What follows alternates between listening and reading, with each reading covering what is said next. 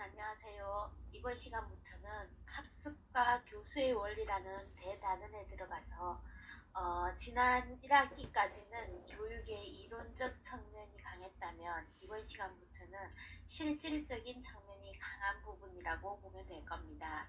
그럼 먼저 대단원에서 배워야 할 내용부터 살펴보고 들어가겠습니다. 크게 세 가지로 나눌 수 있습니다. 첫째, 학습한다는 것은 학습자의 무엇이 바뀌는 것을 의미하는가? 둘째, 학습하고 싶은 마음이 생기는 이유는 무엇인가? 셋째, 효과적인 교수를 위해 사용하는 방법과 그 전략에는 무엇이 있는가에 대해 알아보도록 하겠습니다. 대단원 속에는 두 개의 소단원을 포함하고 있습니다. 첫째는 학습의 원리와 방법으로 학습의 의미는 무엇이며 학습의 과정을 어떻게 이루어지는지를 생각해보고 학습을 촉진하거나 방해하는 여러가지 요인들을 생각해보는 것입니다. 두 번째는 교수의 원리와 방법입니다.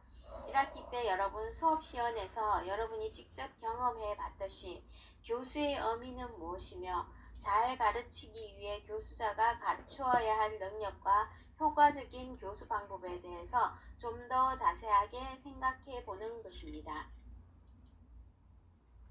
그래서 이번 강의에서는 학습의 의미와 학습 과정 중에서 학습과 행동에 대해 알아보고자 합니다.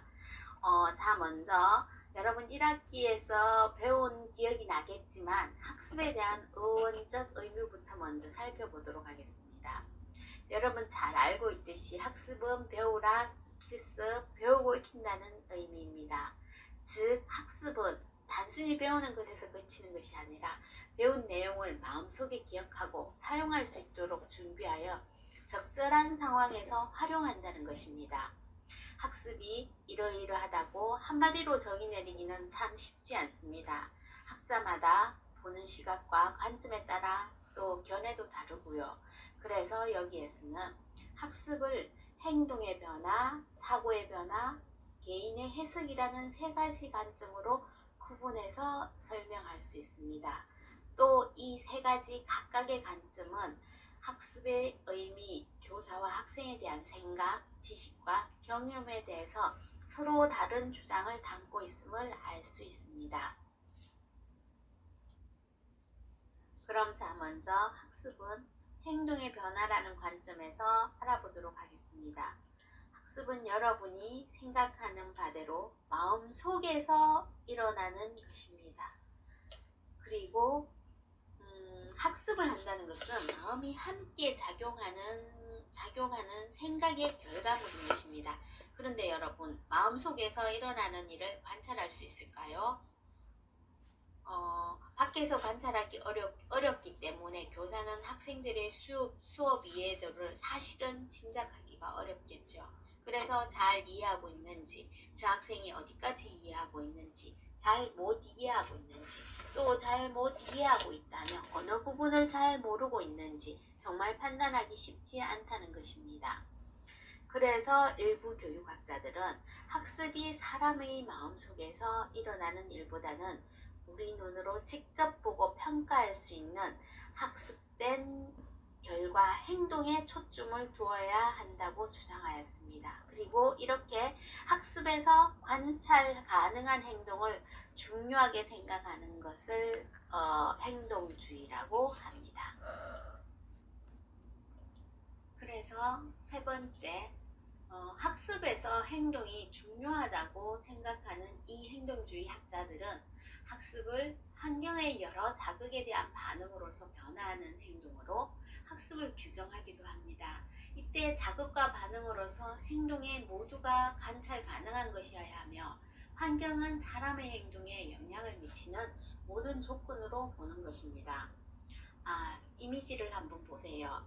맨손으로 뜨거운 그릇을 보고 난 후에 반응으로서 뜨거운 그릇은 만지면 손을 댈 수도 있고 화상을 입을 수도 있으므로 맨손으로 만지지 말아야겠다는 학습이 일어날 수 있습니다. 그래서 행동주의 학자들은 학습자가 일정한 자극 행동에 대해 지속해서 같은 반응 행동을 보이는 것을 학습이라고 했습니다. 다른 예시인 이미지를 봐주세요. 학생이 부모님에게 칭찬을 받고 공부를 열심히 했다면 그 칭찬은 무엇이 될까요? 그렇죠. 하나의 자극이 되겠지요. 그래서 그에 대한 반응은 공부를 더 열심히 하는 행동이 되겠지요. 만약에 칭찬으로 인해 공부하는 행동이 계속적으로 나타난다면 그것은 바로 학습된 행동이라 할 수 있습니다. 자, 이해가 됐나요? 결과적으로 태어나면서부터 누가 더 공부를 열심히 잘할 것인가라는 것은 결정된 것이 아니라 성장하면서 환경으로부터 어떤 자극을 어떻게 받느냐가 더 중요한 것임을 알 수 있습니다. 앞서 살펴봤던 행동주의 학자들은 학습한다는 것은 어떤 자극에 대한 반응 행동이라고 주장합니다. 따라서 교사는 학생의 공부 행동이 지속해서 일어날 수 있도록 자극을 찾아서 자극과 반응을 서로 연결해 주어야 합니다. 그래서 교사나 부모는 학생이나 자녀들에게 기대하는 행동을 학습할 수 있도록 도움을 줄 수도 있고 또 문제 행동을 하지 않도록 가르칠 수도 있습니다. 자, 그럼 여러분 바람직한 행동을 더 많이 하도록 하려면 어떻게 해야 될까요? 그렇죠. 좋아하는 자극을 주거나 싫어하는 자극을 피할 수 있도록 해 주어야 한다는 것입니다.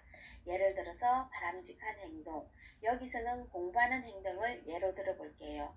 이런 공부하는 바람직한 행동을 빈도수를 높이고 증가하기 위해서는 좋아하는 자극을 제공한다. 즉 가령 공부 열심히 하면 좋아하는 컴퓨터 게임을 2시간 이상 더 많이 할 수 있게 해준다든지 아니면 싫어하는 심부름이나 청소를 면제시켜준다든가 하는 등의 부적 강화를 통해서 바람직한 행동을 증가시킬 수 있다는 것입니다. 자, 반대로 문제 행동을 하지 않도록 하기 위해서 싫어하는 자극을 주거나 좋아하는 자극을 더 이상 주지 않음으로써 문제 행동을 줄일 수 있습니다. 이것도 예를 들어 본다면 친구와 싸움이라는 문제 행동을 감소하기 위해서 싫어하는 자극을 제공, 즉 벌점을 준다든지 좋아하는 자극, 쉬는 시간을 제거한다는 이런 방법을 통해서 문제 행동을 줄일 수도 있다는 것입니다. 이런 생각을 학습에 적용하려고 했던 대표적인 행동주의 학자들이 많은데 그 중에서도 파블로프와 스키너의 학습에서 행동의 중요성을 강조하고 행동주의 심리학의 이론을 체계하는 데 공헌함을 알 수 있습니다. 어떻게 이해가 좀 됐나요? 앞에서 행동의 변화라는 관점에서 학습의 의미에 대해서 알아보았는데 앞에 이어서 이번에는 학습과 사고에 대해서 알아보겠습니다. 앞에서 학습에 대한 의미에 대해서 살펴보았을 때 학습은 행동의 변화, 사고의 변화, 또 개인의 해석에 의한 세 가지 관점에 의해서 그 의미를 파악해 볼 수 있다고 우리 얘기했습니다. 그 첫 번째로 행동의 변화에 대해서 살펴보았고 이번 두 번째로는 학습을 사고의 변화라는 관점에서 그 의미를 살펴보도록 하겠습니다. 자, 그럼 관련해서 이미지 볼게요. 자, 사진 보이시죠? 우리가 원하는 목적지를 찾아가는 행동을 하게 하는 것은 결국 마음에서 일어나는 것입니다. 주위의 사물을 보고 느끼면서 친구와의 약속을 기억하고 시간을 확인한 후 사람들 사이를 지나가는 것이 아주 간단하고 쉬운 일인 것처럼 보이지만 마음속에서는 이 쉬운 일들을 하기 위해서 많은 노력을 하고 있답니다. 단지 그것을 의식하지 못할 뿐이라고 합니다. 이렇듯 눈으로 볼 수 있는 행동의 근본적인 원인은 마음에 의한 생각과 사고의 작용이다. 그래서 학습은 생각과 사고의 변화라고 주장하는 관점을 인지주의라고 합니다. 인지주의라는 것은 배우는 사람의 생각과 사고의 변화를 학습으로 보는 심리학 이론 중의 하나로서 인지라는 것은 감각과 경험, 사고를 통해서 이 세상을 지각하고 이해하는 과정입니다. 자, 그래서 인지주의에서는 학습이 되었다는 것을 이렇게 설명합니다. 바로 몰랐던 내용을 배우고 그로 인해서 자신의 생각이 행동이 아닌 변화할 때 학습이 되었다고 생각합니다. 자, 그래서 이를 증명하기 위해서 인지주의학자들이 연구를 했습니다. 인간의 생각과 사고의 작용에 대해서 연구를 했는데 초창기에는 인간은 컴퓨터처럼 세상을 이해해야 한다라는 생각으로 컴퓨터가 정보를 처리하는 방식을 이용해서 인간이 어떻게 세상을 기억하고 이해하는지 설명하려고 하였습니다. 하지만 최근에는 인간의 뇌에 대한 연구가 활발하게 이루어지면서 뇌의 각 부분과 인간의 사고관계에 대한 이해가 가능해지고 있다고 합니다. 앞 슬라이드에서 살펴본 바와 같이 배우는 사람의 생각과 사고를 중요하게 생각하는 인지주의 학자들은 학생이 공부할 때 마음속에서 구체적으로 말하자면 머릿속에서 어떤 일이 일어나는지 알고자 했습니다. 그래서 여기서 바로 등장하는 이론이 정보 처리 이론입니다. 이는 인간의 마음, 즉 다시 말해서 상호작용을 이해하는데 다름 아닌 컴퓨터의 작동 원리를 활용했다는 것입니다. 그래서 우리의 머릿속에 컴퓨터의 정보 처리 과정이 나타난다는 것입니다. 정보 처리 이론에 의하면 우리의 마음속, 즉 머릿속에는 세 개의 방이 존재하고 있다고 합니다. 이 각각의 세 개의 방들은 반드시 순서가 있고 서로 연결되어 있다고 합니다. 마지막 방을 가려면 반드시 앞에 첫째 방, 둘째 방을 거쳐서 마지막 방을 지나가야 된다고 합니다. 여기서 첫째 방은 감각기억, 두 번째 방은 단기기억, 마지막 방은 장기기억입니다. 그래서 사람들은 일상생활에서 경험하는 세상의 모든 기억들은 다른 말로 하면 정보겠죠. 감각기억이라는 방에 들어가고 그 다음 단기기억이라는 방을 거쳐서 마지막으로 장기기억이라는 방에 들어간다고 합니다.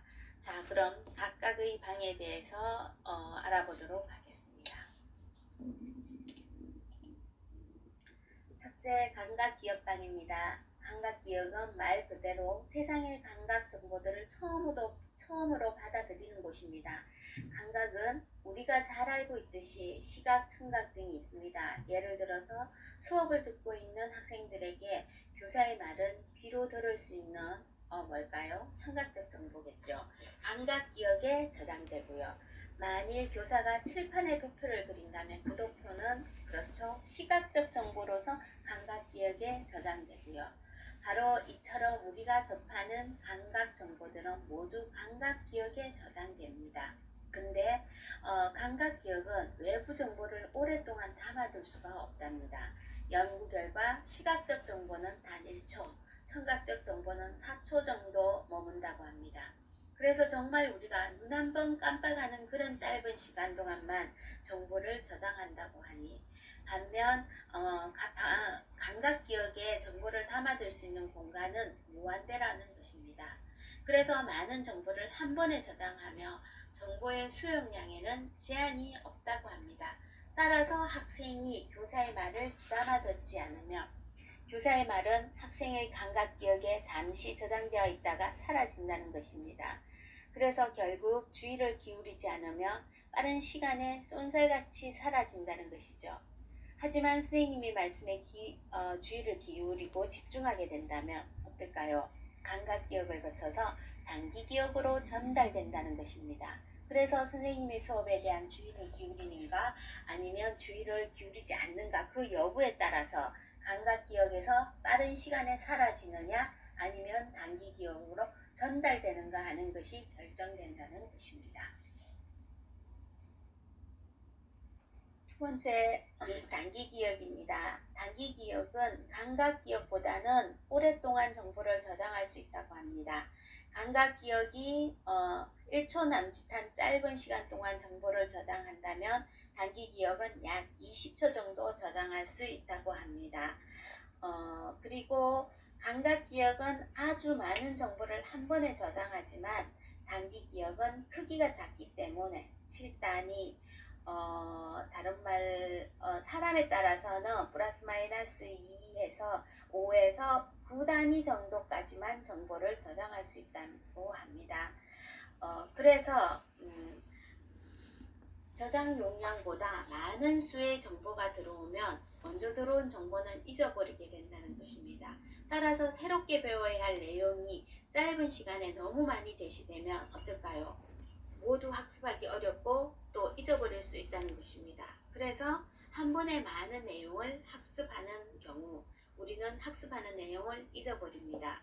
그걸 바로 망각 현상이라고 하죠. 이는 아주 자연스러운 일이죠. 그렇기 때문에 나는 공부했는데 왜 이걸 못 외우지?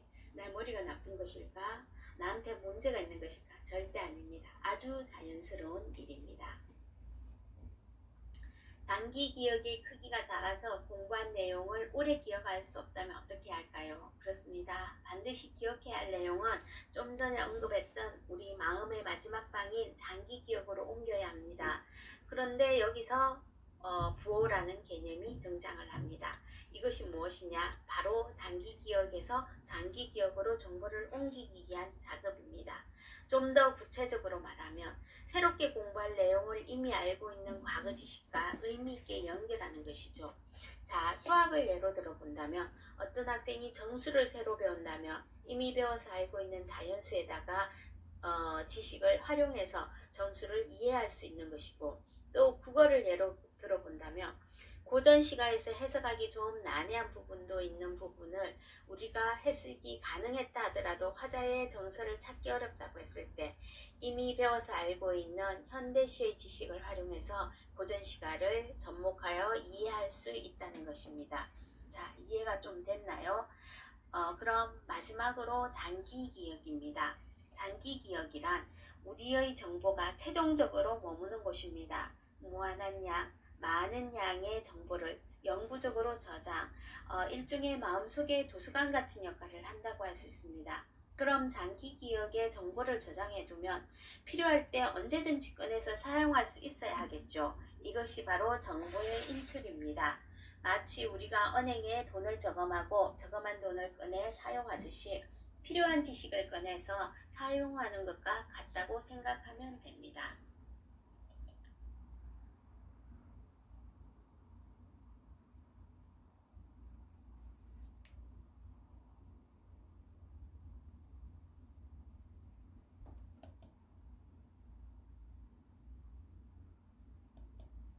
여러분이 공부할 때는 그래서 그냥 무작정 책상 앞에 앉아 있거나 무작정 외우거나 그것이 공부가 아닙니다. 공부한다는 것은 배워야 할 내용을 자신이 알고 있는 지식을 조금 더 이용해서 이해하려고 노력하고 그 결과 자신이 가지고 있던 생각이나 사고가 깊어지는 방향으로 변화할 수 있도록 해야 하는 것을 의미합니다. 그럼 어떻게 보면 우리 이 내용들은 참 우리 공부하는 부분과 의미 있는 연결인 것 같습니다. 이 내용들을 적용해서 학습한다면 좀 더 효과적인 학습을 할 수 있지 않을까 하는 생각이 듭니다. 지난 시간에는 선생님이 짧게 PPT로 그냥 여러분한테 올려드렸는데 이번 시간에는 좀 지루함을 느낄 수 있을 겁니다. 그래도 여러분 수고했고요. 교사가 되어가는 일종의 과정이라 생각하고 열심히 들어주었으면 좋겠습니다. 다음 시간에는 대면 수업입니다. 그때까지 건강하게 잘 지내세요.